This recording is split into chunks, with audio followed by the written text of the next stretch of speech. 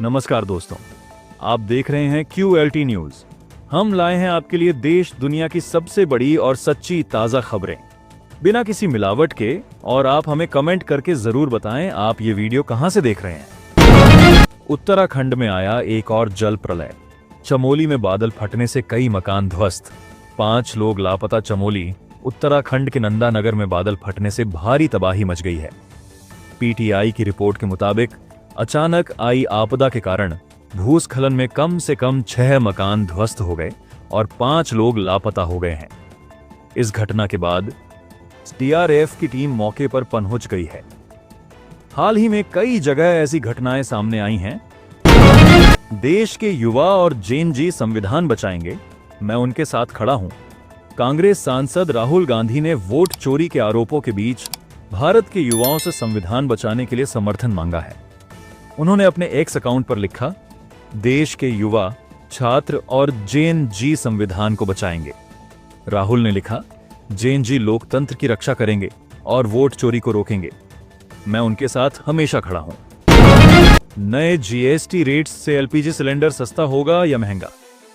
जानिए पूरी डिटेल। 22 सितंबर से लागू होने वाले नए GST रेट्स का असर LPG सिलेंडर पर नहीं पड़ेगा। GST काउंसिल ने स्पष्ट किया है कि घरेलू सिलेंडर पर 5% और कमर्शियल सिलेंडर पर 18% GST पहले जैसा ही रहेगा।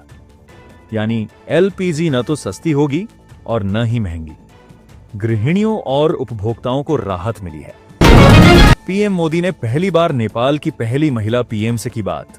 जारी किया बयान। प्रधानमंत्री नरेंद्र मोदी ने नेपाल की पहली महिला प्रधानमंत्री बनी सुशीला कार्की से फोन पर पहली बार बातचीत की है।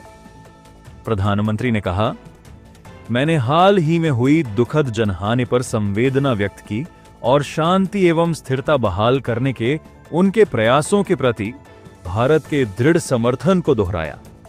नेपाल में अब भी अंतरिम सरकार चल रही है। इन 13 राज्यों में आज होगी झमाझम बारिश। सूची जारी। भारतीय मौसम विज्ञान विभाग ने शुक्रवार 19 सितंबर को 13 राज्यों केंद्र शासित प्रदेशों में भारी बारिश होने की चेतावनी जारी की है। विभाग के ताजा बुलेटिन के अनुसार अंडमान व निकोबार द्वीप समूह, अरुणाचल प्रदेश, असम, मेघालय, बिहार, उत्तर प्रदेश, नागालैंड, मणिपुर, मिजोरम, त्रिपुरा, पश्चिम बंगाल, सिक्किम, तमिलनाडु और पुडुचेरी में भारी बारिश हो सकती है। एशिया कप में भारत पाकिस्तान के बीच एक और भिड़ंत पक्की। इस तारीख को होगा महामुकाबला। एशिया कप 2025 में पाकिस्तान ने UAE को हराकर सुपर 4 में जगह बना ली है। इसके साथ ही भारत और पाकिस्तान के बीच एक और हाई वोल्टेज मुकाबला तय हो गया है, जो 21 सितंबर को दुबई में खेला जाएगा। भारत पहले ही UAE और पाकिस्तान को हराकर क्वालिफाई कर चुका है। यूपी के सभी 75 जिलों में एक साथ शुरू हुई ये सुविधा। महिलाओं और बच्चों के लिए बिल्कुल फ्री। यूपी में महिलाओं और बच्चों के लिए बड़ी सौगात की शुरुआत हो चुकी है। मुख्यमंत्री योगी आदित्यनाथ ने आदेश पर लखनऊ से एक ऐसे अभियान की शुरुआत की है जो सभी 75 जिलों में एक साथ होगी। 20,000 से ज्यादा स्वास्थ्य शिविरों में निःशुल्क जांच और उपचार की सुविधा मिल रही है। खास बात यह है कि इसमें न सिर्फ जांच होगी बल्कि गंभीर बीमारियों का इलाज और आंगनबाड़ी बहनों के लिए खुशखबरी भी शामिल है। खुद को महिला साबित करने के लिए अदालत में सबूत पेश करेंगी। फ्रांसीसी राष्ट्रपति की पत्नी, फ्रांस के राष्ट्रपति इमैनुएल मैक्रों और उनकी पत्नी ब्रिजिट मैक्रों वैज्ञानिक और फोटोग्राफिक साक्ष्य पेश करने की तैयारी कर रहे हैं ताकि यह साबित किया जा सके कि ब्रिजिट एक महिला है। कपल ने ब्रिजिट के पुरुष होने का दावा करने वाली इन्फ्लुएंसर कैंडेस ओवेंस के खिलाफ मानहानि का मुकदमा दर्ज कराया है। इसी केस में वह साक्ष्य पेश करेंगे। शाहाबाद की 80% सीटें जीतने का लक्ष्य। अमित शाह ने कार्यकर्ताओं में फूंकी जान। बिहार चुनाव 2025 से पहले देहरी में अमित शाह ने NRDA कार्यकर्ताओं को संबोधित किया। उन्होंने कहा कि यह चुनाव 2/3 बहुमत की सरकार बनाने का है। अमित शाह ने शाहाबाद की 80% सीटें जीतने का लक्ष्य रखा। नीतीश कुमार की तारीफ की। राहुल लालू पर निशाना साधा। और एनडीए की योजनाओं को जनता तक पहुंचाने की अपील की। देहरादून में भारी बारिश से मची तबाही में अब तक 22 लोगों की मौत, 15 अब भी लापता। देहरादून उत्तराखंड में भारी बारिश से मची तबाही के चलते एक बच्चे समेत 7 लोगों के शव बरामद किए गए हैं। इसके बाद इस घटना में मौतों का आंकड़ा बढ़कर 22 हो गया है, जबकि करीब 15 लोग अब भी लापता हैं। सहस्त्रधारा और फुलित में रेस्क्यू ऑपरेशन जारी है और लापता लोगों की तलाश की जा रही है। भारत पर लागू 25% पेनल्टी टैरिफ को जल्द खत्म कर सकता है अमेरिका।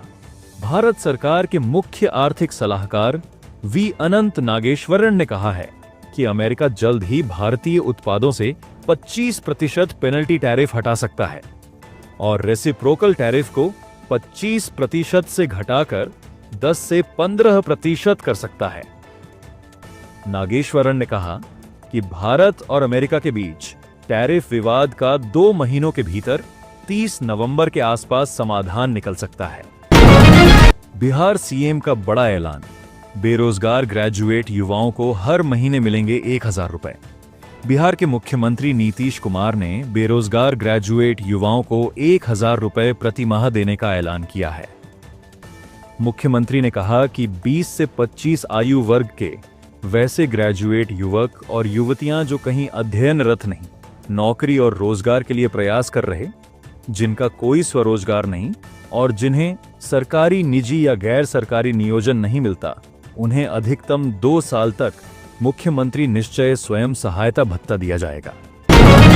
पीएम मोदी के जन्मदिन पर बुर्ज खलीफा पर दर्शाई गई उनकी तस्वीर, दुनिया की सबसे ऊंची इमारत बुर्ज खलीफा दुबई पर बुधवार को प्रधानमंत्री नरेंद्र मोदी के जन्मदिन के अवसर पर उनकी तस्वीर दर्शाई गई। प्रधानमंत्री के साथ तिरंगे को भी बुर्ज खलीफा पर प्रदर्शित किया गया। इस दौरान इमारत पर हैप्पी बर्थडे, सेवा ही संकल्प और 75 वर्ष भी लिखा दिखा।